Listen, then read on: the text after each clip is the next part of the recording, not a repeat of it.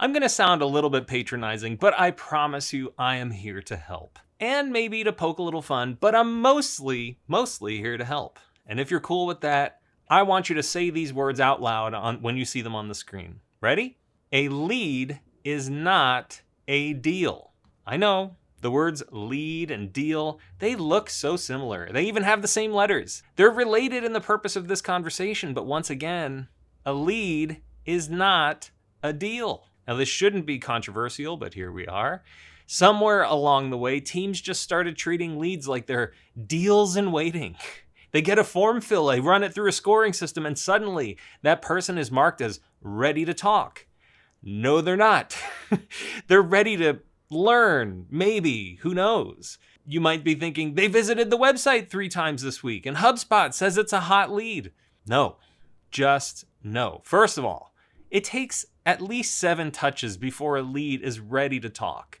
And then secondly, and I know I'm repeating myself here, but no, because a lead is not a deal. A lead is someone with interest, not intent. They're not asking for a sales quote. They're not asking for a call. They're poking around a website, watching a video, or reading a blog post and thinking, yeah, this is kind of interesting. Maybe it could help. Or maybe they're like as far along to say, I hope these guys know what the heck they're doing because I really need their advice. Or most realistically, someone just is saying, I want to download this PDF so I can send it to my boss and prove that I'm right about something. That's a lead.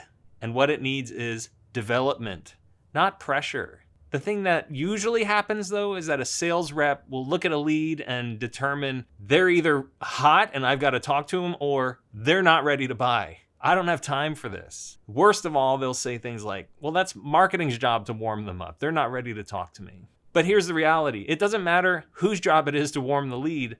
It ain't happening without any content. So the mindset of like marketing is supposed to handle all that, that used to work when buyers had to talk to a salesperson to understand their options.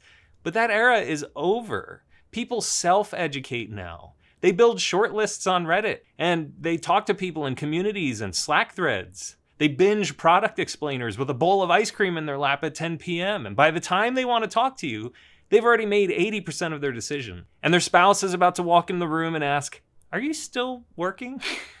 Maybe that's a little too personal, I don't know. Realistically though, if you weren't part of that research process, you're probably not part of the final shortlist either. So let's redefine a lead for what it really is. A lead is just the beginning of a conversation. It's not a pitch, it's not a negotiation. It's an opportunity for a mostly silent, one-sided conversation. And that conversation starts and keeps continuing with content, just like we are doing right now. You're watching me talk to you. Now, the experts, the ones who really succeed in this space, they produce content that helps a buyer understand their problem, helps them name what's broken, gives them language to use internally, makes them an internal champion who looks hella smart in front of their team. And this is why lead generation doesn't mean buying a list of emails or gating a white paper behind a form and using air quotes too much. Lead generation means giving people reasons to care and then helping them to keep caring. Now, helpful content is how that all happens, because content is a bridge from interest to intent. It helps the buyer discover urgency and not feel forced into it. And it lets your sales rep show up as a guide instead of a pushy closer.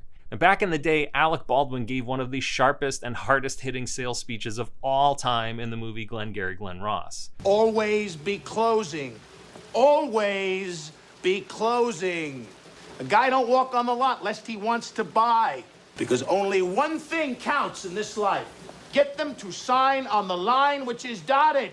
I love this speech, but maybe those were tough lessons for the 1990s. Today, almost all of it is wrong, at least when it comes to software sales and technical products. What you need nowadays is for sales and marketing to actually work together on building a content engine that attracts and nurtures and equips leads. And then the handoff from curiosity to conversion becomes seamless, pretty easy. And our previous video series is all about that if you want to dig deeper on bettersalescontent.com. So back to the original question, what is a lead? It's really just a person with a question. It's someone who's exploring, not committing. And it's an opportunity to help them think clearly, so when they're ready to move and make a decision, you are the only choice that makes sense. And this is the purpose of sales content. So what if your team isn't using content to engage leads before they're ready? Well, then you're not warming the pipeline, you're just watching it go cold. You need content to keep a lead warm. Back to Alec Baldwin's speech, he says, "The leads are weak." The leads are weak. You're weak. Well, I'd update that to your relationship is weak. If you can't articulate why they're buying and what they need, you will never close the deal.